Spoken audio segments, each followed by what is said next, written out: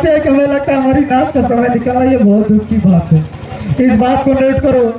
एक बार बाबा साहब का कभी अपने साथ क्या हो मैं बता रहा हूँ। एक बार बाबा साहब का कभी अम्बेडकर जब कोलंबिया से बैरिस्टर विदेश से बैरिस्टर बन के आए, कोर्ट में अपना गए, कचहरी में गए, उन्होंने जो अपना दफ्तर लगाने का काम किया, सारे वकील बोले यार चल हट हट हट, तू जो क्या छूट है, तू तो महार है, तू तो चमार है, तू हट हट हट, तू यहाँ नहीं रहेगा।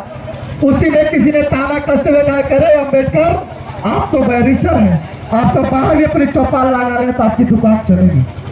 बाबा साहब ने इस बात पे मुस्कुराया और कहा कि आपने सही बात कहा है। बाबा साहब ने अपनी दुकान, अपनी चौपाल प्रांगण के बाहर जब लगाया, कचहरी के बाहर लगाया, धीरे धीरे छोटे मोटे केस आते रहे, बाबा साहब का काम चलता रहा। एक दिन एक सेठ के बेटे को फांसी होने वाला था, लगभग 10 दिन का समय था। वो सेठ बहुत परेशान था, वो रोने वाला था।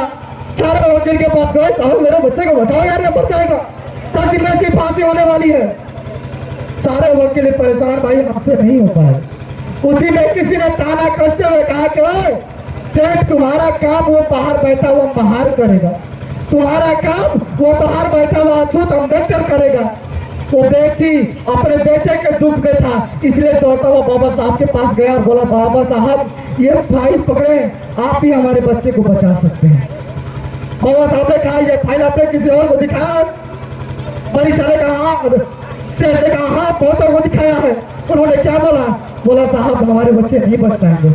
बाबा साहब ने जब उस फाइल को देखा, उन्होंने कहा तुम्हारा केस मैं लड़ूंगा, तुम्हारा केस मैं लड़ूंगा।